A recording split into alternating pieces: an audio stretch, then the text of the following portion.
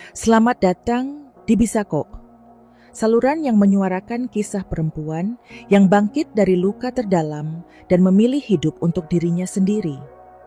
Inilah kisah nyata Nadira Hartono, seorang istri dan CEO wanita yang dikhianati suami dan wanita lain, tapi justru membalas dengan cara paling dingin rapi dan menyakitkan. Dengarkan sampai akhir. Karena ini bukan sekadar cerita tentang balas dendam, tapi tentang bangkitnya harga diri seorang perempuan. Amar mula apers jalan sepenuh semakna, inna secara selamat dan menikmati kisah-kisah yang kami sajikan. Di pinggir kota, sebuah rumah kecil berdiri di bawah sinar matahari pagi yang lembut, seolah dilukis dengan palet kehidupan yang sempurna. Pagar kayu berwarna putih sedikit terkelupas. Taman kecil di depannya dipenuhi mawar merah yang sedang mekar, dan aroma kopi hangat menguar dari dapur. Di dalam Nadira Hartono berdiri di depan cermin kamar, memoles wajahnya dengan bedak tipis dan lipstik merah muda. Hari ini adalah ulang tahunnya yang ke-32, dan ia ingin tampil memesona untuk makan malam spesial yang telah direncanakan oleh suaminya, Raka Mahendra. Raka Mahendra adalah sosok yang selalu tahu cara membuat Nadira Hartono tersenyum. Dengan senyum hangat dan candaan ringannya, ia telah menjadi pilar dalam pernikahan mereka selama 8 tahun. Namun pagi ini, saat Nadira Hartono mengikat rambutnya menjadi sanggul sederhana, ada sesuatu yang terasa berbeda. Raka Mahendra telah berangkat ke kantor lebih pagi dari biasanya, hanya meninggalkan secarik catatan di meja makan. Selamat ulang tahun, sayang, malam ini kita rayakan. Tulisan tangannya rapi, namun entah mengapa kata-kata itu terasa hampa. Seperti pesan yang ditulis dengan tergesa, Nadira Hartono menggelengkan kepala berusaha menepis firasat aneh yang menggelitik di dadanya. Mungkin aku terlalu banyak berpikir, gumamnya sambil menuang kopi ke cangkir favoritnya, yang bergambar kucing lucu hadiah dari Raka Mahendra. 2 tahun lalu, ia duduk di sofa, menyalakan televisi, dan mencoba menikmati pagi yang seharusnya penuh kebahagiaan. Namun pikirannya terus kembali ke Raka Mahendra. Beberapa minggu terakhir, Raka Mahendra sering pulang larut, mengaku lembur di kantor. Ponselnya selalu terkunci, dan kadang-kadang Nadira Hartono mendengarnya berbisik di telepon saat ia mengira Nadira Hartono sudah tertidur. Nadira Hartono bukanlah istri yang posesif. Ia selalu percaya bahwa kepercayaan adalah fondasi pernikahan mereka. Namun tadi malam saat mencari charger di laci meja Raka Mahendra, ia menemukan sesuatu yang membuat jantungnya berdegup kencang. Sebuah kwitansi dari toko bahan kue, tepung terigu, gula mentega, dan coklat dalam jumlah besar terlalu banyak untuk sekadar hobi membuat kue. Fee and kwitansi atas nama toko roti bunga. Mereka tidak pernah membicarakan tentang toko roti, dan Raka Mahendra bukan tipe yang gemar memasak, apalagi membuat kue. Nadira Hartono memandangi kwitansi itu yang kini terlipat rapi di tangannya. Mungkin ini untuk kejutan ulang tahunku, katanya pada diri sendiri, mencari alasan yang masuk akal. Namun hati kecilnya berbisik, jika ini kejutan, mengapa ia tidak pernah menyebutnya? Ia menghela nafas panjang, menyimpan kwitansi itu di dompetnya, dan memutuskan untuk tidak memikirkannya. Sekarang, hari ini adalah ulang tahunnya, dan ia berhak untuk merasa bahagia. Sepanjang hari, Nadira Hartono sibuk mempersiapkan diri untuk malam itu. Ia memilih gaun merah sederhana yang selalu dipuji Raka Mahendra, dan bahkan menyempatkan diri ke salon untuk memanjakan diri. Namun setiap kali ia mencoba fokus pada kebahagiaan bayang-bayang kwitansi, itu kembali menghantuinya. Banyak berdebater ingin hal kecil lainnya. Cara Raka Mahendra buru-buru mengganti topik saat ditanya tentang pekerjaannya, atau bagaimana ia sering memeriksa ponselnya dengan ekspresi tegang. Apakah ia hanya paranoid? Atau ada sesuatu yang disembunyikan? Raka Mahendra sore, menjelang sebuah pesan dari Raka Mahendra, masuk ke ponsel Nadira Hartono. Siang aku pulang gak telat, langsung ke restorannya jam 7. Nadira Hartono senatap layar ponsel, frustration string dan kan. Ia berharap Raka Mahendra akan pulang lebih awal, mungkin membawa bunga atau kue seperti biasanya. Namun ia mengangguk pada dirinya sendiri, berusaha tetap optimis. Ini hanya hari yang sibuk baginya. Pikirnya tepat pukul 7. Nadira Hartono tiba di restoran favorit mereka. Sebuah tempat kecil dengan lampu-lampu gantung yang hangat dan aroma pasta yang menggoda. Ia memesan meja di sudut tempat mereka. Biasa duduk dan menunggu. Pukul 7:15, Raka Mahendra belum muncul. Nadira Hartono mengirim pesan, namun tidak ada balasan. Pukul 7:30, ia mulai merasa canggung, tersenyum kaku pada pelayan yang sesekali meliriknya. Akhirnya pukul 8 Raka Mahendra masuk dengan langkah tergesa. Kemejanya sedikit kusut dan rambutnya agak berantakan. "Maaf sayang," katanya sambil mencium pipi. "Nadira Hartono, ada urusan mendadak di kantor." Nadira Hartono tersenyum, namun hatinya terasa berat. "Urusan apa?" tanyanya. Berusaha terdengar santai. "Oh, cuma meeting dengan klien," baru jawab Raka Mahendra. Cepat lalu buru-buru mengalihkan perhatian ke menu. "Kamu mau pesan apa?" "Aku lapar banget." Malam itu mereka makan tertawa dan berbincang seperti biasa. Raka Mahendra bahkan memberikan hadiah ulang tahun, sebuah kalung perak dengan liontin berbentuk hati. Namun di balik senyum Nadira Hartono ada sesuatu yang retak. Ia cuma merhatiin cara-cara Raka Mahendra memegang ponselnya. Bagaimana matanya sesekali melirik layar saat Nadira Hartono sedang berbicara. Dan ketika Raka Mahendra ke kamar mandi, Nadira Hartono tidak bisa menahan diri. Ia mengambil ponsel Raka Mahendra yang ditinggalkan di meja dan mencoba membukanya. Namun kata sandinya telah diganti. Jantung Nadira Hartono berdegup kencang. Raka Mahendra tidak pernah mengganti kata sandi ponselnya sebelumnya. Ponsel kembali. Tangannya gemetar. Ketika Raka Mahendra kembali, Nadira Hartono berpura-pura tidak terjadi apa-apa. Namun pikirannya sudah dipenuhi pertanyaan. Apa yang disembunyikan Raka Mahendra? Dan mengapa toko roti itu terasa seperti kunci dari semua rahasia ini? Saat mereka pulang malam itu, Raka Mahendra tertidur di samping Nadira Hartono. Napasnya teratur, namun Nadira Hartono tidak bisa tidur. Ia memandangi langit-langit kamar memikirkan kwitansi itu, ponsel yang terkunci, dan semua tanda-tanda kecil yang selama ini dia abaikannya. Ia tahu ada sesuatu yang salah, dan ia berjanji pada dirinya sendiri untuk mencari tahu apa itu. Ia tidak akan membiarkan kebahagiaan yang telah dibangunnya selama ini hancur begitu saja. Di luar bulan purnama bersinar terang, seolah menertawakan ketidaktahuannya yang baru saja tersadar bahwa dunia kecilnya sedang goyah. Nadira Hartono menutup mata. Ami au mumpers menenam pemberanian tidur jadi mulai menderacang langkah pertamanya. Jika Raka Mahendra menyimpan rahasia, ia akan menemukannya. Dan jika Raka Mahendra berpikir ia bisa menyakitinya tanpa konsekuensi, ia salah besar. Langit pagi itu diselimuti awan kelabu, seolah mencerminkan gejolak yang mulai mengendap di hati Nadira Hartono. Di dapur rumah kecil, mereka aroma kopi masih menguar, tapi suasana yang biasanya hangat kini terasa dingin. Nadira Hartono duduk di meja makan, memandangi cangkirnya yang sudah kosong. Sementara pikirannya terus berputar pada malam ulang tahunnya. Kwitansi, toko roti bunga, ponsel Raka Mahendra yang terkunci, dan jawabannya yang terburu-buru tentang klien baru semua. Itu seperti potongan puzzle yang belum menemukan tempatnya. Raka Mahendra masuk ke dapur. Kemejanya sudah rapi. Dasinya terikat sempurna. "Pagi sayang," sapanya sambil mencium kening Nadira Hartono.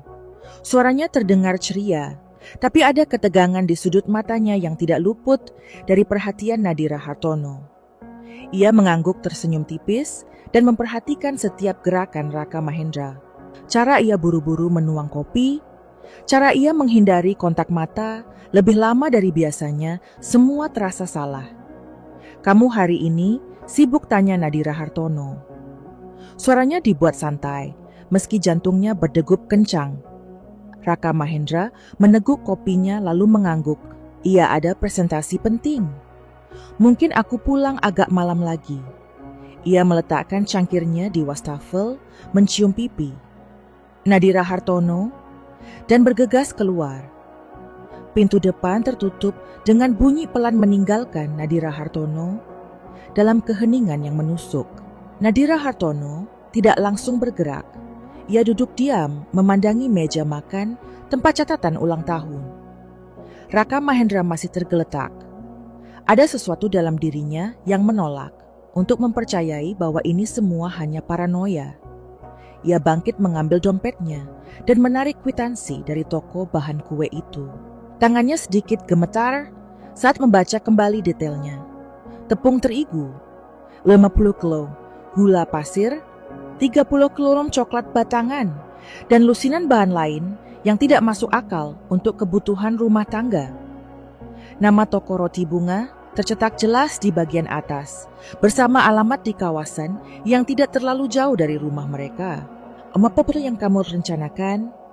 Raka Mahendra gumam Nadira Hartono. Nadanya bercampur antara kemarahan dan kebingungan. Ia menyimpan kwitansi itu kembali, lalu berjalan ke kamar kerja Raka Mahendra. Meja kecil di sudut ruangan itu selalu menjadi tempat Raka Mahendra menyimpan dokumen-dokumennya. Dan Nadira Hartono tahu ia harus mulai dari sana. Dengan hati-hati, ia membuka laci-laci, mencari petunjuk lain. Sebagian besar isinya adalah kertas tagihan rutin listrik, air, internet. Tapi di laci paling bawah, ia menemukan sebuah amplop coklat yang tidak bertanda. Jantung Nadira Hartono berdegup lebih kencang saat ia membuka amplop itu. Di dalamnya ada beberapa lembar kertas kontrak sewa ruko selama 2 tahun juga atas nama toko roti bunga. Nama Raka Mahendra tidak tercantum dimanapun, tapi ada nama lain yang membuat alis Nadira Hartono berkerut, Sekar Ayu Prameswari.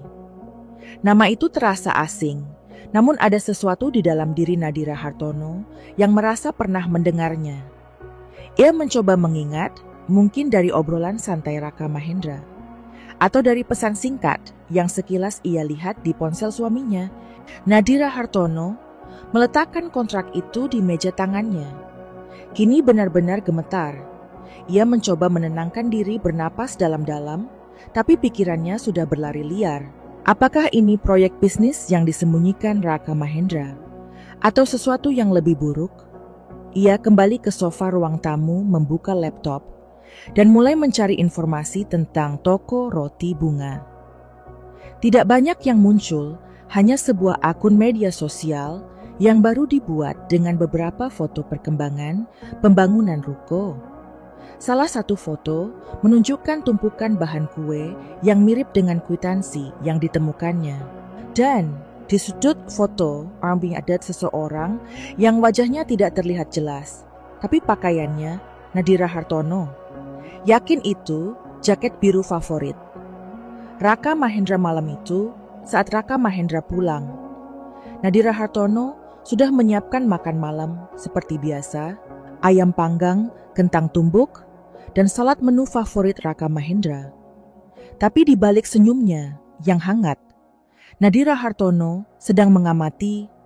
Raka Mahendra tampak lelah, tapi ada kilau aneh di matanya, seperti seseorang yang menyimpan rahasia besar. Saat mereka duduk di meja makan, Nadira Hartono memutuskan untuk menggali sedikit. "Ben, kamu pernah dengar tentang toko roti bunga?" Tanyanya, suaranya dibuat polos, seolah hanya ingin mengobrol ringan. Raka Mahendra membekuk sejenak. Garpu di tangannya berhenti di udara. "Toko roti bunga," ulangnya lalu tertawa kecil. "Oh, itu cuma proyek kecil teman kantor. Kina bawa di badan, sebuah piwananya Nadira Hartono tersenyum, tapi matanya tajam. Cuman penasaran. Aku lihat kwitansi di laci, kayaknya belanja bahan kuenya banyak banget. Wajah Raka Mahendra berubah hanya sepersekian detik, tapi Nadira Hartono menangkapnya. Ekspresi panik yang cepat disembunyikan. Oh itu, ia mungkin salah simpan. Itu bukan punya aku. Kok mungkin punya teman yang nitip? Ia buru-buru mengalihkan pembicaraan, bertanya tentang rencana akhir pekan. Tapi Nadira Hartono tahu, ia sedang berbohong. Setelah makan malam, saat Raka Mahendra mandi, Nadira Hartono kembali ke ponselnya. Ongin Stone aplikasi perpesanan Min memencari nama Sekar Ayu di riwayat obrolan mereka. Tidak ada yang mencurigakan, tapi ia ingat sesuatu. Beberapa minggu lalu, Raka Mahendra pernah menyebut nama Sekar Ayu sebagai rekan bisnis saat ia pulang larut. Cuman urusan kerja katanya waktu itu. Tapi sekarang nama itu terasa seperti duri di hati Nadira Hartono. Malam semakin larut dan Nadira Hartono duduk di tepi ranjang memandangi Raka Mahendra yang sudah tertidur. Pikirannya kacau, bagian dirinya yang masih mencintai Raka. Mahendra ingin percaya bahwa ini semua hanyalah kesalahpahaman. Mungkin Raka Mahendra benar-benar hanya membantu teman. Atau ini adalah proyek sampingan yang ingin ia jadikan kejutan.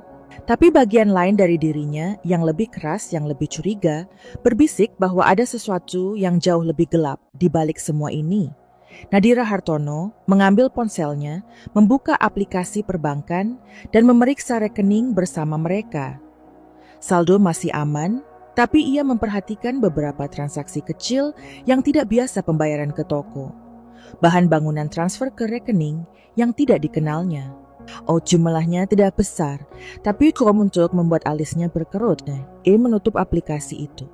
Hatinya kini dipenuhi tekad. Besok koin anyar amutua pemcin stays pemencet. Dr. Raka Mahendra menyimpan rahasia. Hawakan akan mengungkapnya apapun konsekuensinya. Di luar hujan mulai turun menciptakan ritme pelan di atap rumah. Nadira Hartono menarik selimut, tapi matanya tetap terbuka, menatap kegelapan. Benih kecurigaan telah ditanam dan ia tahu itu akan tumbuh, entah menjadi pohon kebenaran yang membebaskan atau duri yang menghancurkan segalanya. Tumpukan piring kotor dari sarapan masih tergeletak di wastafel dan cangkir kopi yang ditinggalkan Raka Mahendra di meja makan menjadi pengingat akan pagi yang penuh ketegangan. Nadira Hartono duduk di sofa laptop di pangkuannya. Jari-jarinya bergerak cepat mencari informasi tentang toko roti bunga. Namun pencarian daring itu hanya menghasilkan akun media sosial yang sama dengan beberapa foto ruko yang masih dalam tahap pembangunan. Tidak ada petunjuk jelas tentang Sekar Ayu Prameswari atau bagaimana Raka Mahendra terlibat dalam proyek ini. Nadira Hartono menutup laptop dengan kasar, napasnya tersengal. Kecurigaannya kini bercampur dengan rasa frustrasi yang membakar. Ia tidak bisa lagi duduk diam, menunggu jawaban jatuh dari langit. Ia harus bertindak. Dengan tekad yang mulai mengeras, Nadira Hartono mengambil kunci mobilnya, dompet, dan kwitansi yang menjadi sumber kegelisahannya. Alamat toko roti bunga yang tercantum di kwitansi itu tidak terlalu jauh, hanya sekitar 20 menit berkendara. Ia memutuskan untuk pergi ke sana untuk melihat sendiri apa yang sedang terjadi.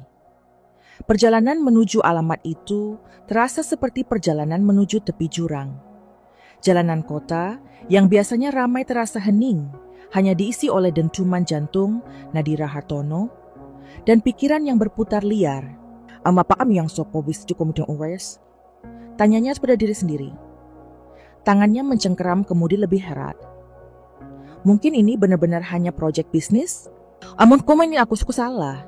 Tapi di sudut hatinya, ia tahu harapan itu rapuh, seperti kaca yang siap pecah.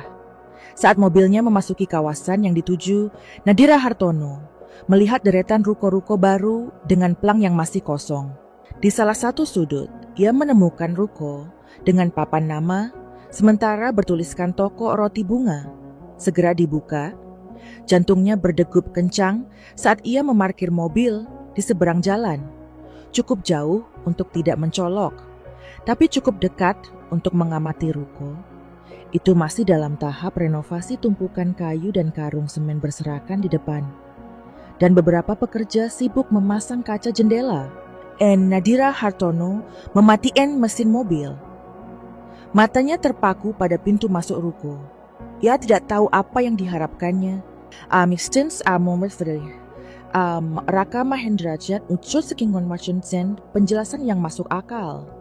Atau setidaknya sesuatu yang bisa menenangkan pikirannya. Tapi yang terjadi justru jauh lebih buruk. Dari dalam ruko, seorang wanita keluar mengenakan blazer biru tua dan rok pensil yang rapi. Rambutnya terikat tinggi dan ia tersenyum lebar saat berbicara dengan seorang pekerja. Nadira Hartono tidak bisa melihat wajahnya dengan jelas, tapi ada sesuatu dalam gerak-geriknya yang terasa intim, seolah ia sangat nyaman di tempat itu. Kemudian Raka Mahendra muncul. Ia keluar dari ruko mengenakan jaket biru yang sama, seperti di foto media sosial. Ia tertawa, tangannya menyentuh lengan wanita itu dengan santai. Dan mereka berjalan bersama menuju sebuah mobil yang diparkir di dekat ruko. Nadira Hartono merasa dunia di sekitarnya hening seketika. Napasnya tersendat, tangannya mencengkram dashboard mobil hingga buku-buku jarinya memutih. Ia ingin berteriak, ingin melompat keluar dan menuntut penjelasan, tapi tubuhnya seperti membeku. Wanita itu, yang Nadira Hartono yakin adalah Sekar Ayu. Tertawa lagi, kepalanya miring ke arah Raka Mahendra dengan cara yang terlalu akrab. Masuk ke mobil bersama, dan saat mobil itu melaju menjauh, Nadira Hartono merasa hatinya terkoyak. Ini bukan lagi sekadar proyek bisnis. Ini adalah pengkhianatan, dan setiap tawa, setiap sentuhan adalah pisau yang menusuk lebih dalam. Nadira Hartono tidak tahu berapa lama ia duduk di mobilnya menatap ruko yang kini kosong. Air matanya mengalir tanpa suara, tapi kemarahan di dadanya mulai menggantikan rasa sakit. Ia mengusap wajahnya dengan kasar, mencoba mengumpulkan sisa-sisa kekuatannya. Dengan tangisan. Jika Raka Mahendra disuruh pikir, bisa menyakitinya dan ia lolos, begitu saja ia salah besar. Malam itu, saat Raka Mahendra pulang, Nadira Hartono sudah menyiapkan makan malam seperti biasa. Ia tersenyum menyambut tamang hal-hal kecil dan berpura-pura. Semuanya baik-baik saja, tapi di dalam ia sedang merancang. Setelah Raka Mahendra tertidur, Nadira Hartono kembali ke kamar kerjanya, membuka amplop coklat yang berisi kontrak sewa ruko. As iemand bacana senetjes trensnoir dan nuars handvals menshadar detail-detail penting. Kontrak itu menyebutkan pembayaran bulanan yang cukup besar, dan Nadira Hartono tahu uang itu pasti berasal dari tabungan mereka. Tabungan yang seharusnya untuk masa depan mereka. Ia membuka aplikasi perbankan, di ponselnya memeriksa rekening bersama mereka dengan lebih cermat. Kali ini, ia menemukan pola yang lebih jelas, transfer rutin ke rekening atas nama Sekar Ayu Prameswari, pembayaran ke toko bahan bangunan, dan bahkan tagihan kartu kredit untuk peralatan dapur komersial. Jumlahnya tidak kecil, dan setiap transaksi seperti tamparan di wajahnya Raka Mahendra telah mengambil uang keluarga mereka untuk membangun mimpi dengan wanita lain. Nadira Hartono menutup ponselnya, tangannya bergetar karena kemarahan. Ia tidak lagi merasa sedih, hanya marah. Marah pada Raka Mahendra, pada Sekar Ayu, dan pada dirinya sendiri karena begitu lama buta. Tapi kemarahan itu membawa kejelasan. Ia tidak akan menjadi korban dalam cerita ini. Ia akan mengambil kendali. Di luar angin malam bertiup, kencang mengguncang dahan-dahan pohon di Taman Nadira. Hartono duduk di tepi ranjang, memandangi Raka Mahendra yang tertidur tanpa beban. Pikirannya kini jernih, seperti langit setelah badai. Ia tahu apa yang harus dilakukan. Besok ia akan mulai merancang balas dendamnya. Balas dendam yang akan membuat Raka Mahendra menyesal telah mengkhianatinya. Dan untuk Sekar Ayu, wanita yang berpikir bisa mencuri hidupnya, Nadira Hartono akan memastikan ia belajar bahwa ada harga yang harus dibayar untuk setiap kesalahan. Langit pagi itu cerah, tapi di dalam rumah kecil Nadira Hartono, suasana terasa kelam seperti malam tanpa bulan. Aroma kopi yang biasanya menghangatkan dapur kini tak mampu menembus dinginnya hati Nadira Hartono. Ia duduk di meja makan, memandangi ponselnya dengan tatapan kosong. Namun pikirannya berputar cepat, seperti mesin yang baru dinyalakan. Setelah penemuan menyakitkan di ruko toko roti bunga kemarin, Nadira Hartono tidak lagi sama wanita yang dulu percaya pada cinta dan kepercayaan. Kini digantikan oleh seseorang yang dipenuhi tekad untuk membalas pengkhianatan. Raka Mahendra sudah berangkat ke kantor seperti biasa, dengan ciuman di kening dan senyum yang kini terasa seperti topeng. "Jangan lupa, makan siang sayang," katanya sebelum menutup pintu, suaranya penuh kelembutan yang pura-pura. Nadira Hartono hanya mengangguk tersenyum tipis, tapi begitu pintu tertutup wajahnya mengeras. Ia tidak akan membiarkan kebohongan Raka Mahendra terus meracuni hidupnya. Hari ini adalah hari untuk bertindak. Nadira Hartono mengambil dompetnya dan menarik kwitansi serta kontrak sewa ruko yang ditemukannya di laci Raka Mahendra. Ia meletakkan dokumen-dokumen itu di meja di samping laptopnya yang sudah menyala. Langkah pertamanya adalah memahami sepenuhnya skala pengkhianatan Raka Mahendra. Ia membuka aplikasi perbankan, memeriksa setiap transaksi dengan teliti. Matanya menyipit saat melihat angka-angka yang mengalir keluar dari rekening.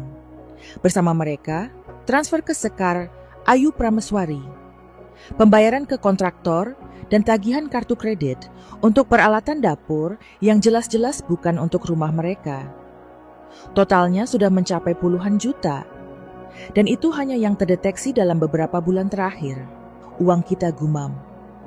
Nadira Hartono suaranya bergetar karena kemarahan uang yang seharusnya untuk tabungan masa depan mereka, untuk liburan yang mereka impikan, atau bahkan untuk anak yang mereka rencanakan. Suatu hari nanti, semuanya telah dicuri oleh Raka Mahendra untuk membangun mimpi dengan wanita lain. Nadira Hartono menutup mata, mencoba menahan air mata yang mulai menggenang. Tapi animation itu bukan lagi tanda keilmuan.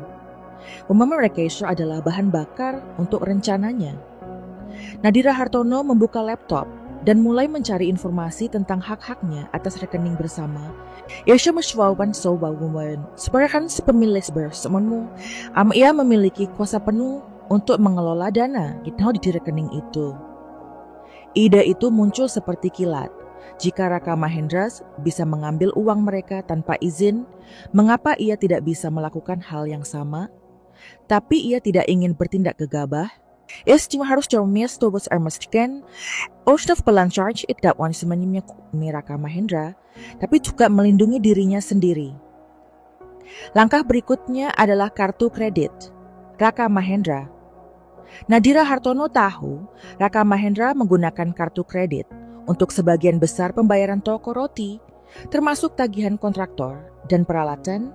Ia menghubungi bank berbicara dengan nada tenang, namun tegas, dan meminta informasi tentang kartu kredit yang terhubung dengan rekening mereka. Petugas bank dengan sopan menjelaskan bahwa ia bisa membekukan kartu itu jika ada aktivitas mencurigakan. Nadira Hartono tersenyum kecil di ujung telepon. "Ya, saya pikir ada beberapa transaksi yang tidak saya kenali," katanya suaranya penuh kepastian. Setelah panggilan itu, Nadira Hartono merasa sedikit lebih ringan. Ya, masih balap kumenseng eksekusi tensionanya, tapi di fondasinya sudah diletakkan. Ia membayangkan wajah Raka Mahendra saat kartu kreditnya ditolak, saat kontraktor menagih pembayaran yang tidak bisa ia lunasi. Tapi itu belum cukup. Nadira Hartono ingin lebih. Ia ingin Raka Mahendra merasakan malu kehancuran, seperti yang ia rasakan saat melihatnya tertawa dengan Sekar Ayu di depan ruko. Malam itu saat Raka Mahendra pulang, Nadira Hartono sudah menyiapkan makan malam seperti biasa. Ia memasak nasi goreng favorit Raka Mahendra dengan telur mata sapi yang sedikit renyah di pinggir persis seperti yang disukai suaminya. Tapi di balik senyumnya yang hangat ia sedang mengamati, mencari celah Raka Mahendra. Tampak lelah, tapi ada kegugupan dalam gerak-geriknya. Ia sering memeriksa ponselnya, mengetik cepat, lalu mengunci layar dengan tergesa. "Kamu baik-baik saja?" bentanya Nadira Hartono. Suaranya dibuat lembut seolah hanya ingin memastikan. Raka Mahendra mengangguk tersenyum kaku.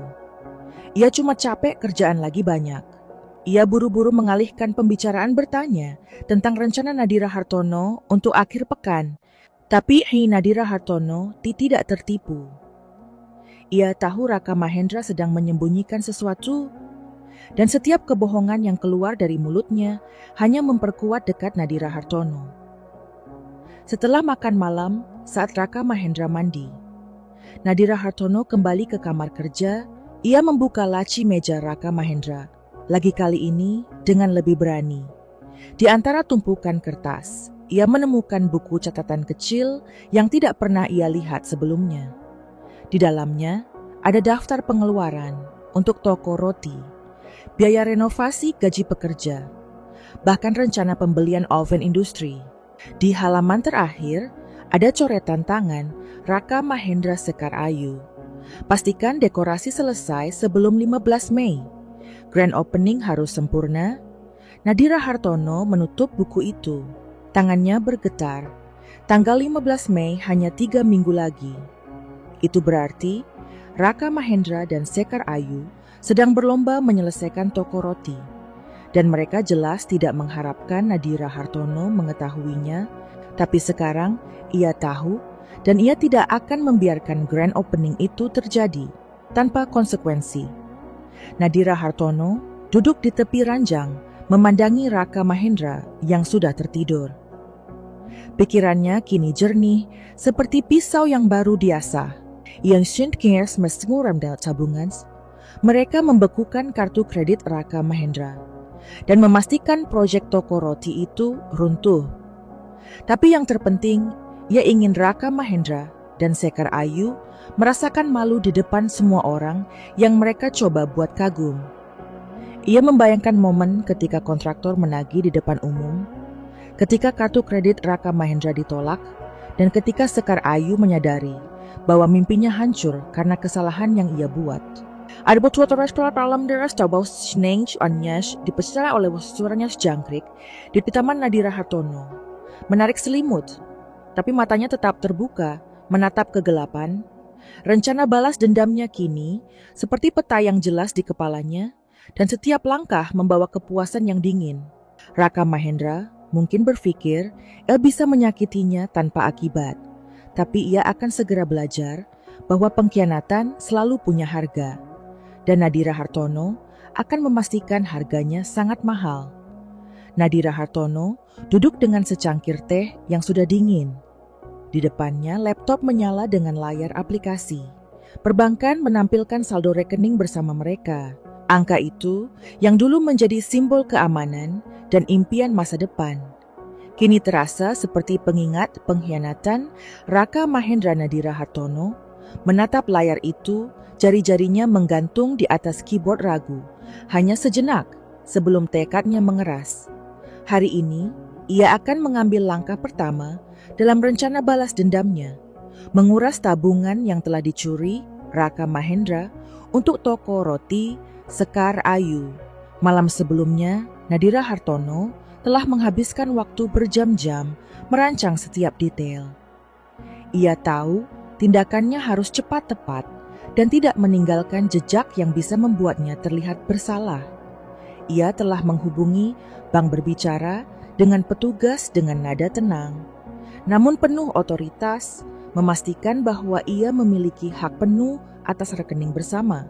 Petugas itu, seorang wanita, dengan suara ramah mengonfirmasi bahwa Nadira Hartono bisa mentransfer dana kapan saja, asalkan ia memiliki kode otorisasi. Kode itu untungnya sudah lama. Ia ketahui, Raka Mahendra tidak pernah cukup cerdas untuk menggantinya. Nadira Hartono menghela napas panjang, lalu mulai mengetik. Ia membuka formulir transfer daring, memasukkan nomor rekening pribadinya, yang jarang digunakan rekening yang ia buka bertahun-tahun lalu untuk tabungan pribadi jauh sebelum menikah dengan Raka Mahendra. Jumlah yang ia masukkan adalah hampir seluruh saldo rekening bersama, hanya menyisakan sedikit untuk menghindari kecurigaan segera dari pihak bank. Ia menahan napas saat menekan tombol kirim, lalu memasukkan kode otorisasi. Layar berkedip menunjukkan pesan transaksi berhasil. Dana akan diproses dalam 24 jam. Nadira Hartono menutup laptop tangannya, sedikit gemetar. Tapi ada kepuasan dingin yang mengalir di nadinya. Uang itu, uang yang seharusnya untuk masa depan mereka, kini aman di tangannya. Raka Mahendra tidak akan tahu apa yang menimpanya sampai terlambat. Tapi ini baru langkah pertama. Langkah berikutnya adalah kartu kredit alat yang digunakan Raka Mahendra untuk membiayai renovasi toko roti dan peralatan mahal yang jelas bukan untuk rumah mereka.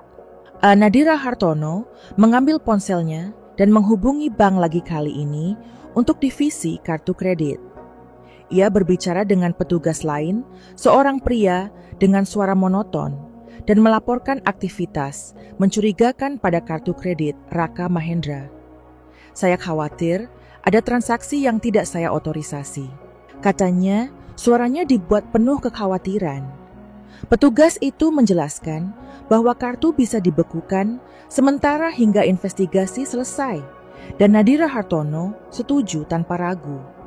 Lakukan secepatnya, pintanya dalam hitungan menit. Kartu kredit Raka Mahendra tidak lagi berfungsi. Setiap pembayaran yang coba ia lakukan akan ditolak.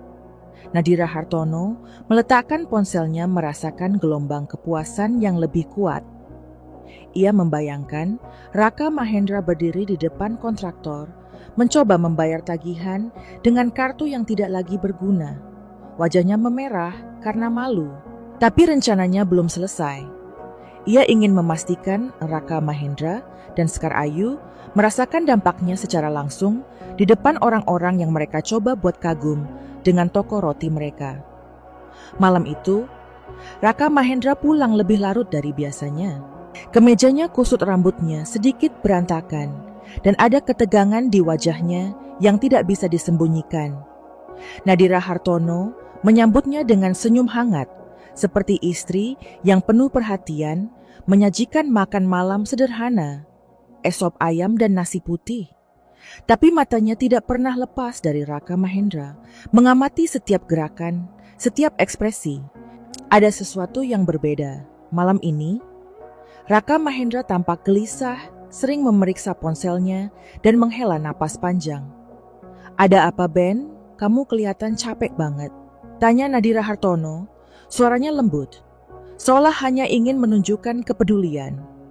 Raka Mahendra mengangguk tersenyum kaku. "Ia cuma ada masalah kecil di kantor." "Bukan apa-apa kok." Ia buru-buru mengalihkan pembicaraan, bertanya tentang hari Nadira Hartono. Tapi suaranya terdengar, dipaksakan. Nadira Hartono tahu ia sedang berbohong dan ia menduga masalah kecil. Itu terkait dengan toko roti. Mungkin kontraktor mulai menagih atau Sekar Ayu mengeluh tentang jadwal yang molor. Apapun itu, Nadira Hartono tidak peduli. Ia hanya ingin mempercepat kehancuran mereka. Setelah makan malam, saat Raka Mahendra mandi, Nadira Hartono kembali ke kamar kerja. Ia membuka buku catatan kecil yang ditemukannya sebelumnya, membaca kembali coretan Raka Mahendra tentang grand opening pada 15 Mei. Tanggal itu semakin dekat dan Nadira Hartono tahu ia harus bertindak cepat untuk memastikan rencana Raka Mahendra dan Sekar Ayu gagal total. Ia mencatat nomor telepon kontraktor yang tercantum di kontrak sewa ruko, berencana untuk menghubungi mereka secara anonim dan memastikan mereka menagih pembayaran di waktu yang paling memalukan. Nadira Hartono juga mulai mencari tahu lebih banyak tentang Sekar Ayu. Ia membuka akun media sosial toko roti bunga. Lagi kali ini dengan lebih teliti, ada beberapa komentar dari akun pribadi yang tampaknya milik Sekar Ayu. Foto-foto dirinya di kafe di pantai, selalu dengan senyum lebar dan pakaian yang modis. Nadira Hartono merasa perutnya mual, tapi ia terus menggali mencatat setiap detail yang bisa digunakan nanti. Sekar Ayu jelas bukan sekadar rekan bisnis. Ada keakraban dalam cara ia menyebut Raka Mahendra di beberapa postingan, seperti partner terbaik atau tim impian. Setiap kata itu seperti garam pada luka Nadira Hartono. Nadira Hartono menutup laptop, duduk di tepi ranjang, dan memandangi Raka Mahendra yang sudah tertidur. Napasnya teratur, wajahnya tenang, seolah dunia baik-baik saja. Tapi bagi Nadira Hartono, dunia mereka sudah runtuh, dan ia sedang membangun dunia baru. Dunia di mana Raka Mahendra akan membayar untuk setiap kebohongan. Ia membayangkan momen ketika Raka Mahendra menyadari tabungannya hilang, ketika kartu kreditnya ditolak di depan kontraktor, ketika Sekar Ayu menatapnya dengan kekecewaan. Dan di atas semua itu, ia membayangkan dirinya berdiri tegak tersenyum sebagai wanita yang tidak lagi bisa disakiti. Di luar angin malam, bertiup pelan menggoyang daun-daun di taman. Nadira Hartono menarik selimut, tapi matanya tetap terbuka menatap kegelapan. Rencana balas dendamnya kini berjalan seperti kereta yang tidak bisa dihentikan. Dan untuk pertama kalinya dalam beberapa hari, ia merasa kuat, bukan sebagai korban, tapi sebagai arsitek keadilan yang akan mengubah segalanya. Debu beterbangan di udara bercampur dengan suara palu dan mesin bor dari pekerja yang sibuk merampungkan renovasi. Di tengah hiruk pikuk itu, ruko toko roti bunga berdiri dengan papan nama sementara yang sedikit miring, seolah mencerminkan kekacauan yang akan segera meletus. Nadira Hartono duduk di dalam mobilnya, diparkir di seberang jalan tangannya, mencengkram kemudi dengan erat.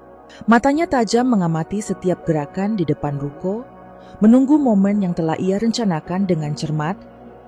Seminggu telah berlalu sejak Nadira Hartono menguras tabungan bersama dan membekukan kartu kredit Raka Mahendra. Ia tahu efeknya akan segera terasa, tapi ia ingin melihatnya dengan mata kepala sendiri.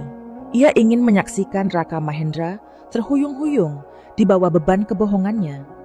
Pagi ini, ia menerima pesan anonim dari nomor yang ia duga milik kontraktor yang ia hubungi beberapa hari lalu dengan berpura-pura sebagai asisten proyek.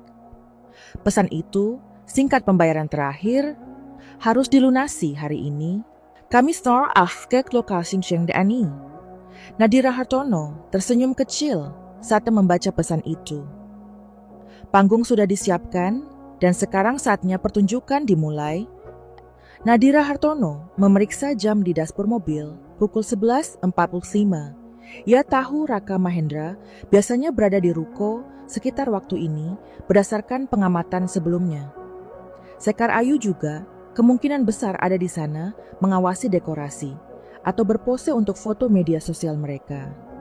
Nadira Hartono mengenakan kacamata hitam besar untuk menyamarkan wajahnya, meski ia tidak berencana keluar dari mobil kecuali benar-benar diperlukan. Ia hanya ingin melihat, mendengar, dan menikmati kehancuran yang ia ciptakan. Tepat pukul 12, sebuah van putih berhenti di depan ruko.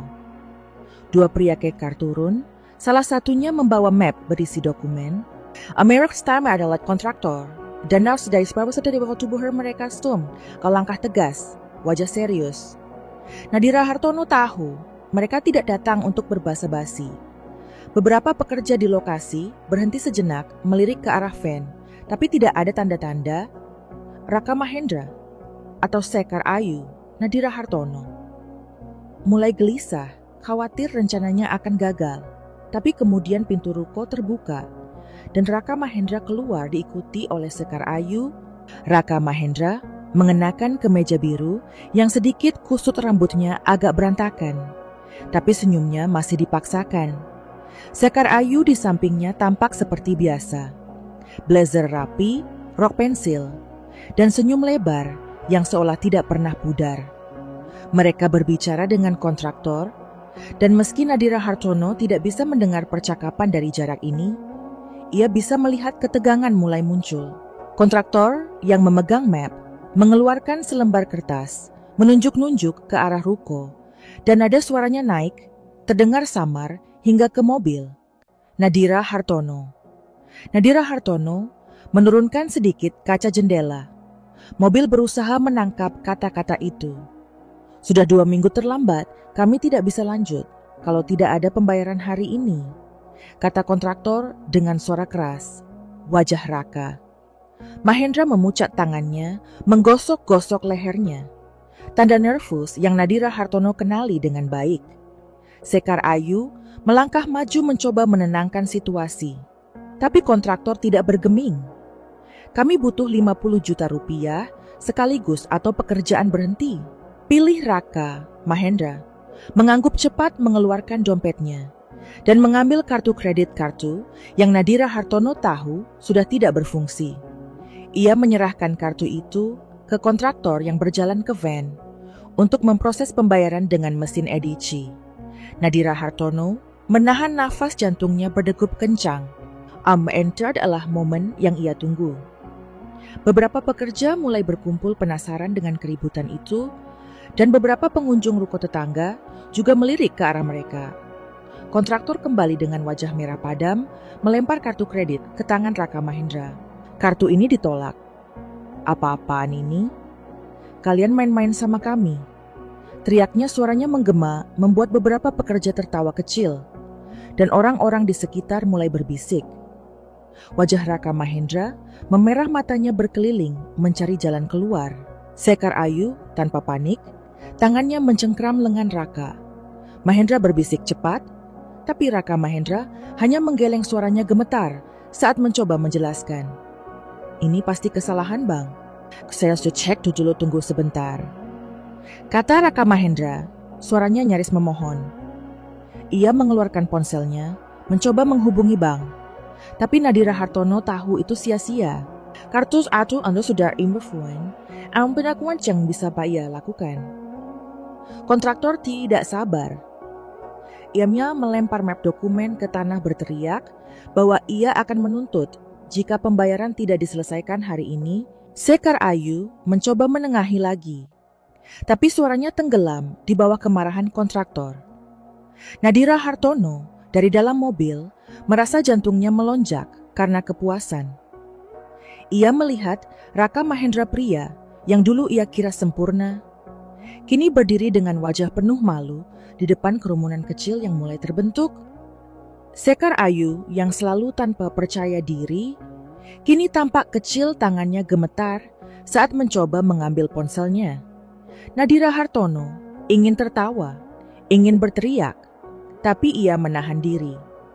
Ini baru permulaan. Tiba-tiba, Nadira Hartono membuat keputusan spontan. Ia melepas kacamata hitamnya, keluar dari mobil, dan berjalan dengan langkah tegas menuju ruko. Kerumunan kecil itu menoleh ke arahnya, dan Raka Mahendra yang sedang berdebat dengan kontraktor membeku saat melihatnya. Nadira Hartono, katanya, suaranya nyaris tidak terdengar. Nadira Hartono tersenyum, tapi senyumnya dingin seperti es. Oh Ben, apa ini proyek kecil yang kamu bilang? Kok kelihatan bermasalah? Katanya, suaranya cukup keras untuk didengar orang-orang di sekitar.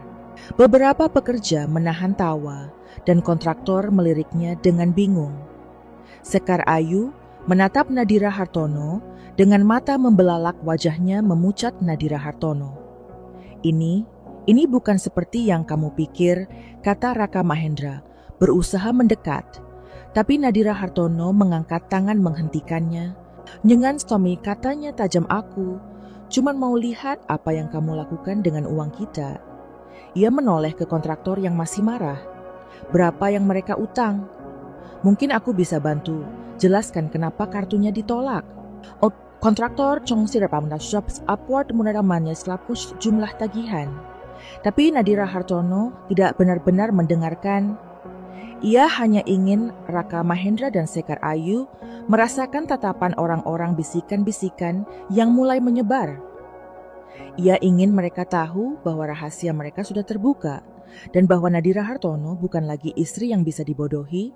Nadira Hartono berbalik meninggalkan Raka Mahendra yang masih tergagap dan Sekar Ayu yang diam membisu. Ia kembali ke mobilnya. Jantungnya berdegup kencang tapi penuh kepuasan. Di dalam mobil, ia memandang ruko itu, sekali lagi melihat Raka Mahendra berusaha menenangkan kontraktor. Sementara, Sekar Ayu berdiri di samping wajahnya penuh kekalahan. Drama ini, pikir Nadira Hartono, hanyalah babak pertama. Dan ia belum selesai. Di luar matahari, terus bersinar. Tapi bagi Raka Mahendra dan Sekar Ayu, dunia mereka mulai gelap. Nadira Hartono menyalakan mesin mobil tersenyum kecil dan melaju menjauh siap untuk langkah berikutnya. Dalam rencananya, hujan gerimis membasahi jalanan kota sore. Itu menciptakan kilau lembut di trotoar dan suara ritmis di atap mobil Nadira Hartono. Di dalam doar mobil yang diparkir dekat kafe kecil di pusat kota Nadira Hartono, duduk diam tangannya memegang secangkir kopi takeaway yang sudah dingin. Matanya terpaku pada pintu masuk kafe. Tempat Sekar Ayu Prameswari baru saja masuk 5 menit lalu, mengenakan mantel krem dan payung merah yang mencolok. Nadira Hartono tahu Sekar Ayu akan berada di sini. Ia telah mengintai akun media sosialnya selama beberapa hari, mencatat kebiasaannya, dan menemukan bahwa kafe ini adalah tempat favorit Sekar Ayu untuk bertemu teman atau memposting foto estetik. Setelah drama memalukan di lokasi toko roti bunga, kemarin Nadira Hartono merasa kemenangan kecil dalam rencana balas dendamnya. Wajah Raka Mahendra yang memerah karena malu dan ekspresi panik. Sekar Ayu saat kontraktor berteriak masih terbayang jelas, di pikirannya membawa kepuasan yang dingin. Tapi itu belum cukup. Nadira Hartono ingin menghadapi Sekar Ayu secara langsung, ingin melihat matanya, mendengar suaranya, dan memastikan wanita itu tahu bahwa ia telah melanggar batas yang salah. Konfrontasi ini bukan hanya untuk Sekar Ayu ini, untuk Nadira Hartono sendiri, untuk merebut kembali kekuatan yang telah dirampas oleh pengkhianatan Nadira Hartono. Keluar dari mobil menarik napas dalam-dalam untuk menenangkan jantungnya yang berdegup kencang. Ia mengenakan jaket hitam sederhana dan topi baseball untuk menyamarkan dirinya sekilas. Tapi ia tidak berniat bersembunyi. Ia ingin Sekar Ayu melihatnya, ingin wanita itu merasakan beratnya kehadirannya. Dengan langkah tegas, Nadira Hartono menyeberang jalan, mendorong pintu kafe, dan memasuki ruangan yang dipenuhi aroma kopi dan suara obrolan pelan. Kafe itu kecil dengan meja-meja kayu dan lampu gantung yang hangat. Sekar Ayu duduk di sudut dekat jendela, sendirian mengetik sesuatu di ponselnya dengan ekspresi serius. Nadira Hartono berjalan mendekat. Jantungnya berdetak lebih cepat dengan setiap langkah, tapi wajahnya tetap tenang, hampir seperti topeng. Ia menarik kursi di depan Sekar Ayu, tanpa permen membuat wanita itu mendongak dengan kaget. Sekar Ayu Prameswari kan? Kata Nadira Hartono, suaranya datar tapi penuh otoritas. Ia melepas topinya, membiarkan Sekar Ayu melihat wajahnya dengan jelas. Sekar Ayu membeku, matanya membelalak sejenak sebelum ia memaksakan senyum. "Maaf, kita kenal." Tanyanya suaranya dibuat lembut, tapi ada ketegangan di sudut bibirnya. Nadira Hartono tersenyum tipis, senyum yang tidak mencapai matanya. "Oh, kita belum kenal, tapi aku kenal kamu. Aku Nadira Hartono, istri Raka Mahendra." Kata-kata itu keluar seperti pisau tajam dan langsung mengenai sasaran. Wajah Sekar Ayu memucat tangannya yang memegang ponsel mulai gemetar, tapi ia berusaha tetap tenang. "Nadira Hartono, aku tidak tahu apa yang kamu pikirkan, tapi jangan potong Nadira Hartono." Suaranya dingin, jangan coba berbohong. "Aku tahu tentang toko roti bunga. Aku tahu tentang uang yang kalian pakai uang keluargaku. Dan aku tahu tentang kamu dan Raka Mahendra. Ia mencondongkan tubuh ke depan matanya, menatap lurus ke mata. Sekar Ayu tidak memberi ruang untuk berkelit. Sekar Ayu menelan ludah matanya berkeliling, mencari jalan keluar. Beberapa pengunjung kafe melirik ke arah mereka merasakan ketegangan. Tapi Nadira Hartono tidak peduli. Ia ingin Sekar Ayu merasakan tekanan itu. Ingin wanita itu tahu bahwa rahasianya sudah terbuka. Dengar Nadira Hartono, kata Sekar Ayu, akhirnya suaranya rendah, hampir memohon. Ini bukan seperti yang kamu pikir. Toko roti itu cuma proyek bisnis. Raka Mahendra cuma membantu aku. Membantu? Nadira Hartono tertawa kecil, suaranya penuh ejekan. Membantu dengan uang tabungan kami, membantu dengan transfer ke rekeningmu, membantu dengan janji-janji yang dia buat di belakangku. Ia mengeluarkan ponselnya, membuka tangkapan layar dari akun media sosial, toko roti bunga, dan mendorongnya ke arah Sekar Ayu. Ini bukan cuma bisnis. Ya, Sekar Ayu, aku bukan bodoh. Sekar Ayu menatap layar ponsel, wajahnya semakin pucat. Ia membuka mulut untuk berbicara, tapi tidak ada kata-kata yang keluar. Nadira Hartono memanfaatkan keheningan itu, mengeluarkan amplop kecil dari tasnya dan meletakkannya di meja.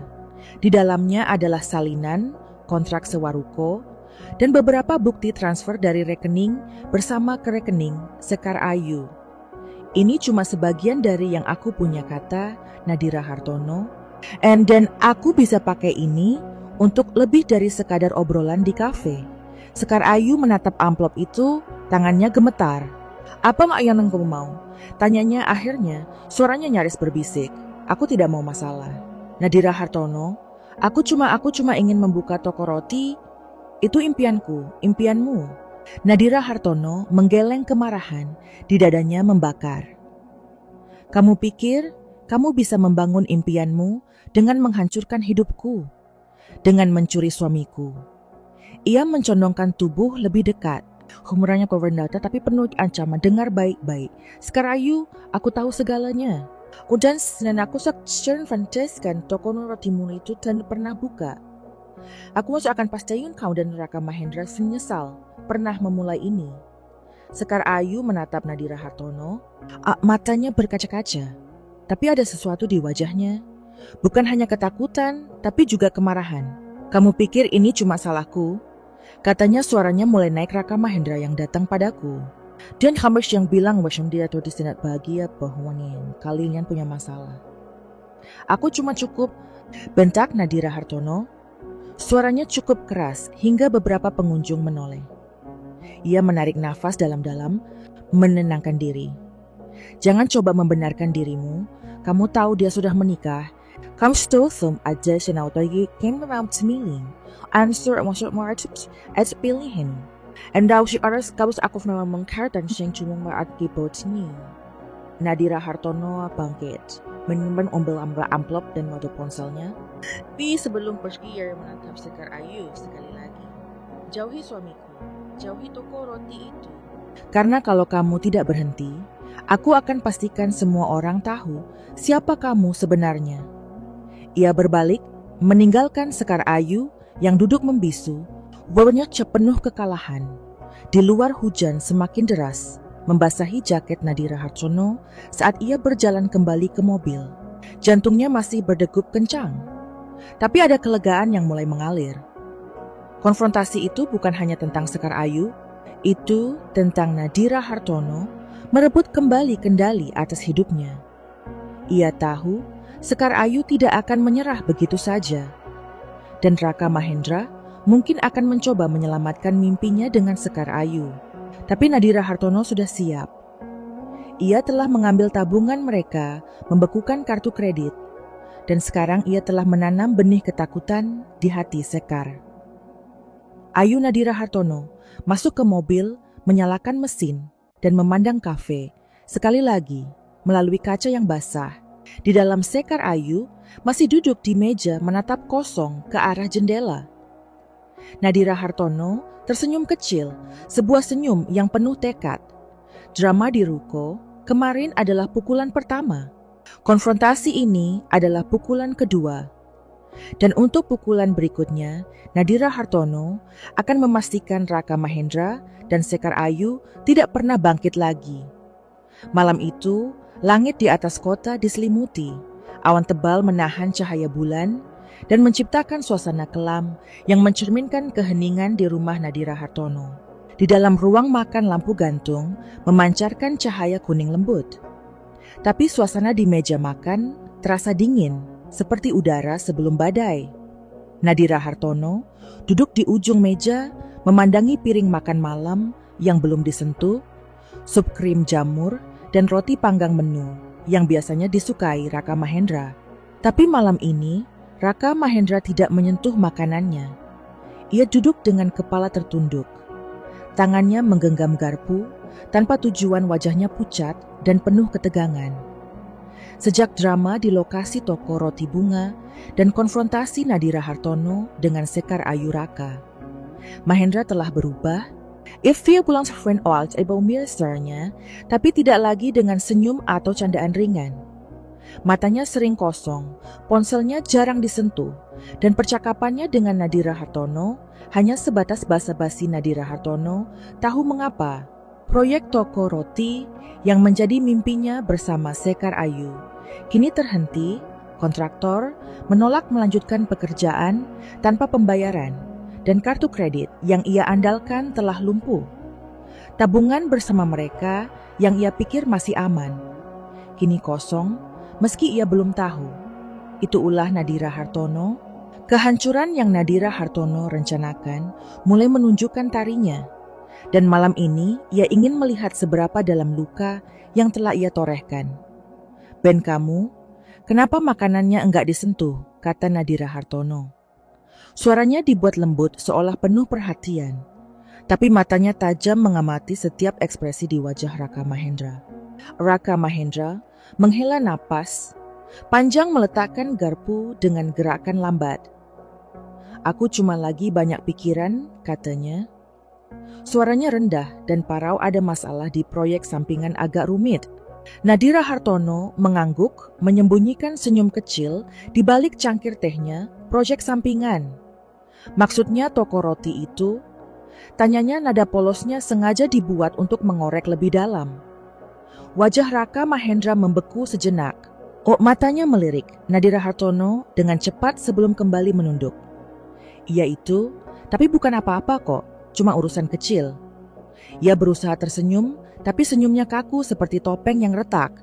Nadira Hartono mencondongkan tubuh ke depan, tangannya bersedekap di meja kecil. "Aku dengar dari orang-orang di kawasan ruko, katanya kontraktor marah-marah gara-gara tagihan gak dibayar. Ben, apa yang sebenarnya terjadi?" Suaranya tetap tenang, tapi ada nada menuntut yang membuat Raka Mahendra gelisah. Raka Mahendra menggosok wajahnya dengan kedua tangan. Napasnya tersengal.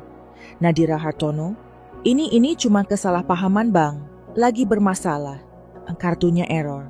Aku lagi urus, sebentar lagi selesai." Ia mencoba terdengar yakin, tapi suaranya gemetar.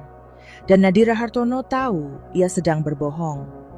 Nadira Hartono memutuskan untuk mendorong lebih jauh bang bermasalah. Atau mungkin tabungannya yang bermasalah. Katanya suaranya kini lebih tajam. "Aku cek rekening kita, Ben kosong. Uang yang kita simpan bertahun-tahun tiba-tiba hilang. Kamu tahu apa-apa soal ini?" Raka Mahendra menatapnya. Matanya membelalak. Wajahnya memucat seperti kertas. "Kosong? Apa-apa maksudmu?" Katanya suaranya nyaris berbisik. Ia bangkit dari kursi, berjalan cepat ke kamar kerja, dan membuka laptopnya dengan tangan gemetar. Nadira Hartono mengikuti dengan langkah pelan, menyaksikan kepanikan Raka Mahendra. Dari ambang pintu layar laptop menunjukkan saldo 0 di rekening bersama mereka. Dan Raka Mahendra menutup wajahnya dengan tangan, napasnya tersengal. Ini gak mungkin, gumamnya lebih kepada dirinya sendiri. Harusnya awak si mata. Menoleh ke Nadira Hartono. Matanya penuh kebingungan dan ketakutan. "Nadira Hartono, aku gak tahu kenapa ini bisa terjadi. Aku cuma pinjam sedikit buat proyek. No, tapi mau pinjam potong Nadira Hartono. Suaranya kini penuh kemarahan yang tidak lagi disembunyikan. Kamu ambil uang kita tanpa membilang apa-apa. Tuh toko roti itu untuk Sekar Ayu. Kamu pikir aku gak tahu Benia melangkah masuk. Berdiri di depan Raka, Mahendra tangannya mengepal. Aku lihat kamu sama dia. Aku tahu semua kebohonganmu. Raka Mahendra terduduk di kursi, wajahnya hancur. Nadira Hartono dengar aku. Katanya suaranya memohon. Aku gak bermaksud nyakitin kamu. Sekar Ayu cuma teman bisnis. Toko roti itu cuma proyek. Aku pikir bisa bantu kita finansial. Cukup. Bentak Nadira Hartono. Suaranya menggema di ruangan kecil itu. Jangan coba bohong lagi. Aku tahu Sekar Ayu bukan cuma teman bisnis. Aku tahu kamu pakai uang kita untuk bangun mimpinya. Bos temini bucket udah sekarang lihat apa yang seperti ini. Ben proyekmu gagal, kontraktor marah. Dari subong sini ke dalam hangulang, kamu puas. Raka Mahendra menunduk, tidak mampu menjawab. Air sudah mulai ambil mengalir di wajahnya. Tapi Nadira Hartono tidak merasa kasihan. Dia hanya merasa kemarahan yang telah ia tahan selama berminggu-minggu akhirnya meledak. Aku minta maaf, kata Raka Mahendra. Akhirnya suaranya pecah. Akulah Nadira Hartono. Aku gak tahu kenapa aku ngelakuin ini. Aku cuma pengen coba sesuatu yang baru. Tolong, kasih aku kesempatan buat benerin ini. Nadira Hartono menggeleng matanya dingin. Benerin? Kamu pikir minta maaf bisa balikin uang kita? Bisa balikin kepercayaanku? Ia melangkah mundur. Tangannya gemetar, tapi suaranya teguh. Kamu hancurin hidup kita. Dan sekarang kamu yang harus tanggung akibatnya. Malam itu, Nadira Hartono tidur di kamar tamu, pintu terkunci. Sementara Raka Mahendra tetap di kamar kerja. Terisak dalam keheningan, Nadira Hartono tidak bisa tidur. Tapi bukan karena kesedihan. Ia merasa kuat, seperti prajurit yang baru memenangkan pertempuran. Ia tahu Raka Mahendra sedang hancur, tapi ansias ini perlu akhir. Ia pasti punya Weston Rashna untuk memastikan. Sekar Ayu juga merasakan kehancuran yang sama. Dan untuk memutuskan apa yang akan ia lakukan dengan pernikahannya, di luar hujan mulai turun. Menciptakan ritme pelan di jendela, Nadira Hartono menatap langit-langit. Pikirannya jernih. Ia telah mengambil tabungan, membekukan kartu kredit, mempermalukan Raka Mahendra di depan umum, dan menghadapi Sekar Ayu. Tapi pertanyaan besar masih menggantung. Apakah ia akan memaafkan Raka Mahendra dan mencoba memperbaiki pernikahan mereka?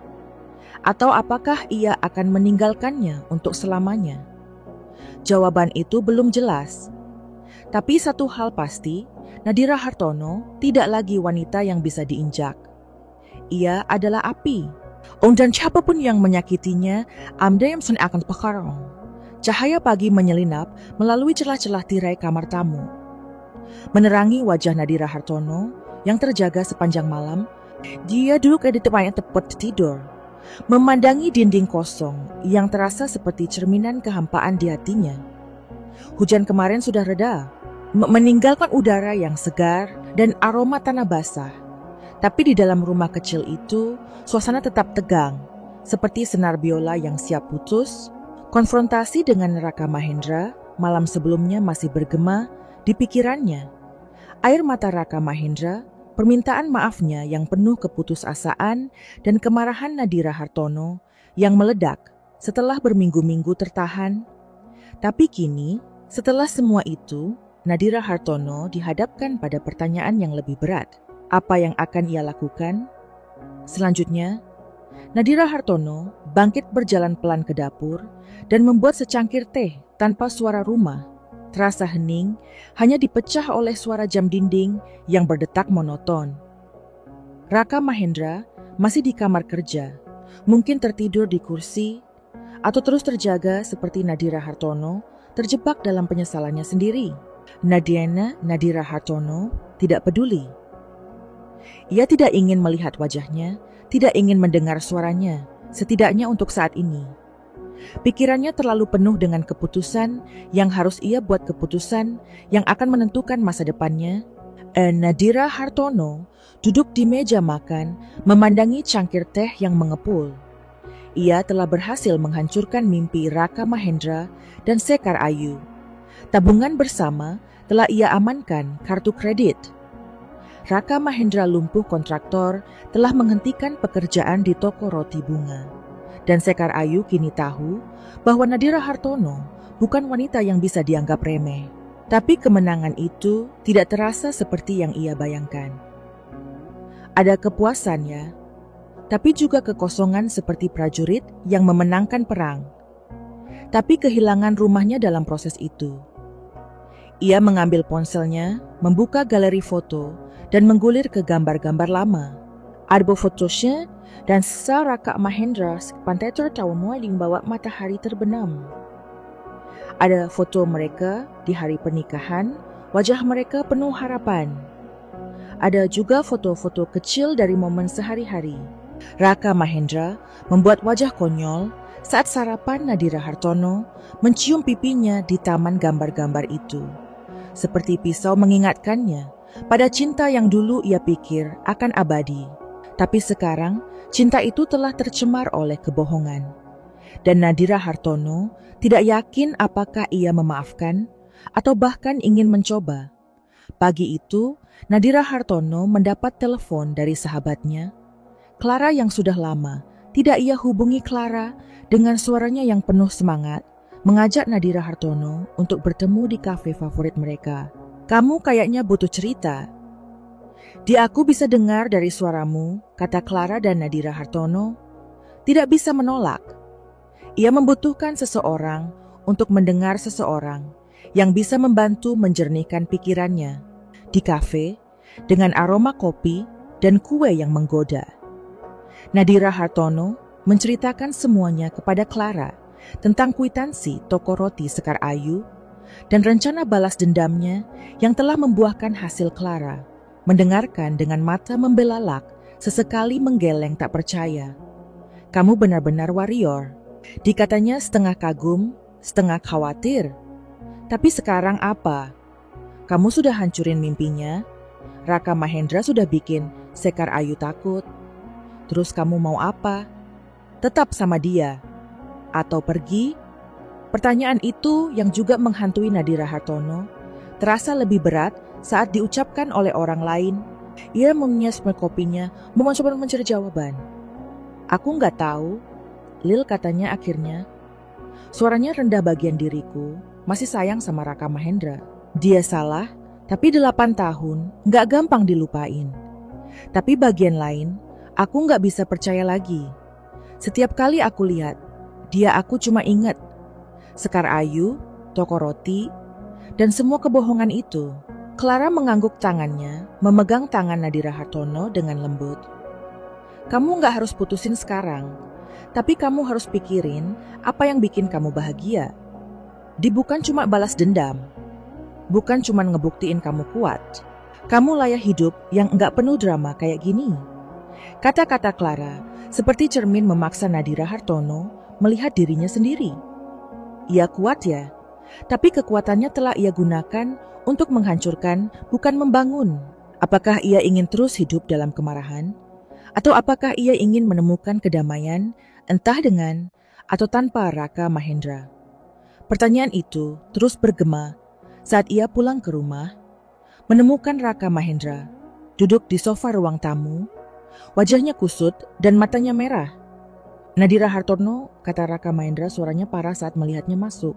"Kita perlu bicara." Nadira Hartono mengangguk duduk di kursi, di seberangnya menjaga jarak. "Bicara apa?" tanyanya, suaranya datar. Raka Mahendra menunduk tangannya, menggosok-gosok lututnya. Tanda nervous yang Nadira Hartono kenali. "Aku tahu aku salah. Aku tahu aku hancurin kepercayaan kamu, tapi aku janji aku udah putus hubungan sama Sekar Ayu toko roti itu. Itu udah selesai. Aku cuma pengen kita balik lagi. Aku pengen benerin semuanya."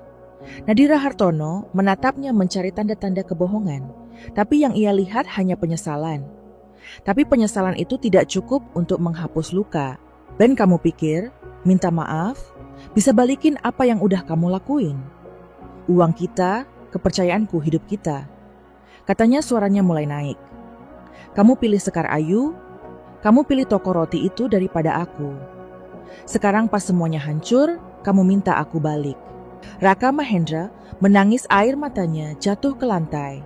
Tapi Nadira Hartono tidak bergerak.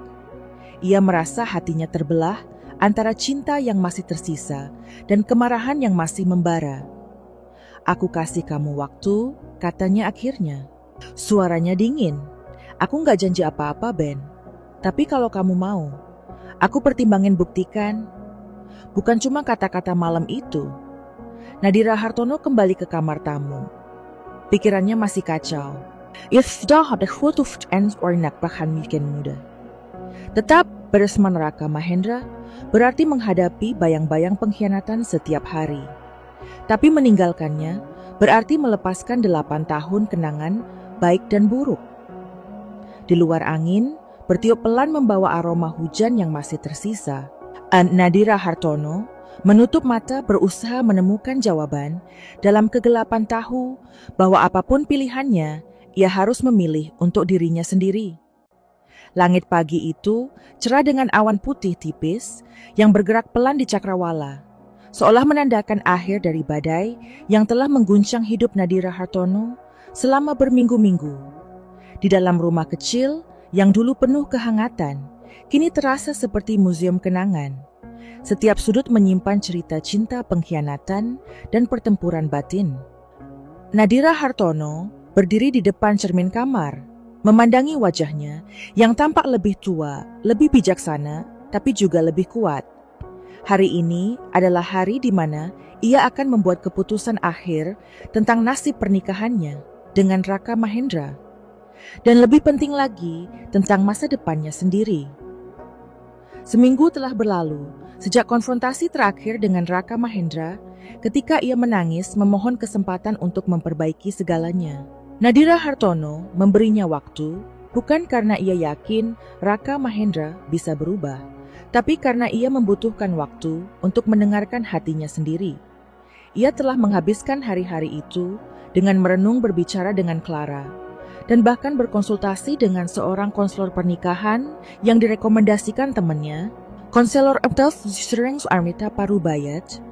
Dengan suara tenang, membantu Nadira Hartono melihat bahwa keputusan ini bukan hanya tentang Raka Mahendra atau Sekar Ayu, ini tentang apa yang Nadira Hartono inginkan untuk hidupnya.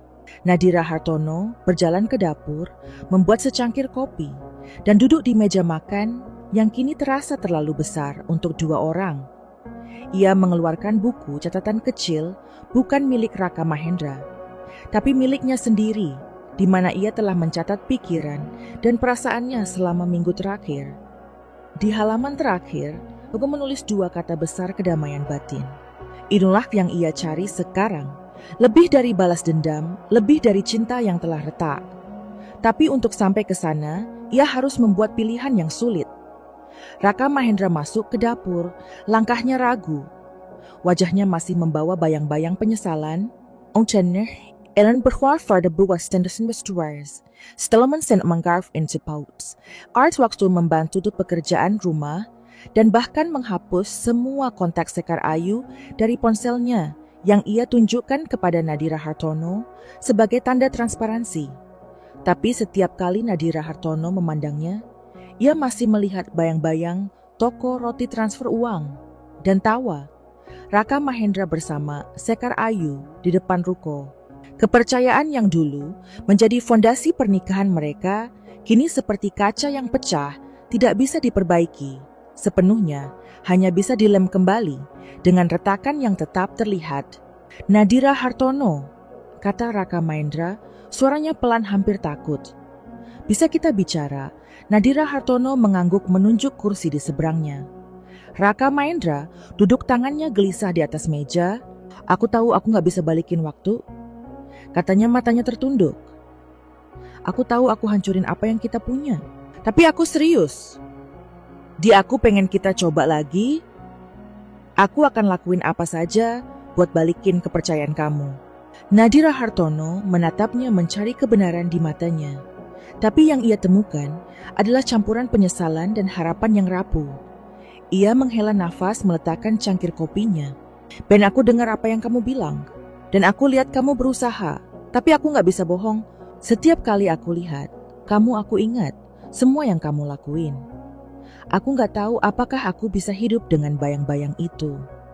Raka Mahendra menunduk air mata, mulai menggenang di matanya.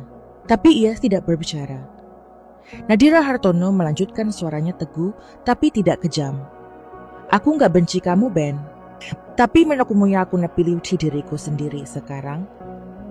Aku layak dapat kedamaian. Dan aku gak yakin bisa nemuin itu kalau aku tetap di sini. Kata-kata itu seperti pisau. Bukan hanya untuk Raka Mahendra, tapi juga untuk Nadira Hartono sendiri. Ia merasakan sesak di dadanya, tapi juga kelegaan yang aneh, seperti beban yang akhirnya terangkat. Raka Mahendra mengangguk, pelan air matanya jatuh ke meja. Aku ngerti, katanya, suaranya pecah.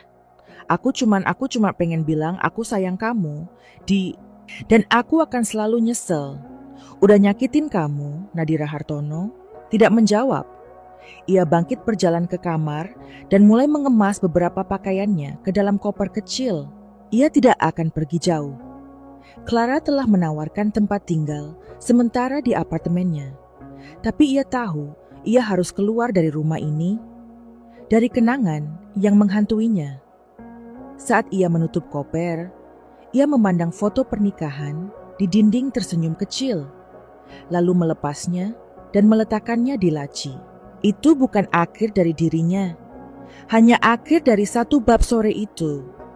Nadira Hartono mengemudi ke apartemen Clara Cooper di bagasi, dan jendela mobil terbuka membiarkan angin menyapu wajahnya.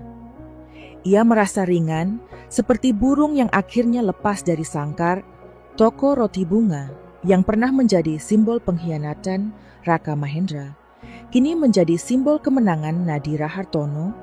Bukan karena ia menghancurkannya, tapi karena ia bangkit dari puing-puingnya.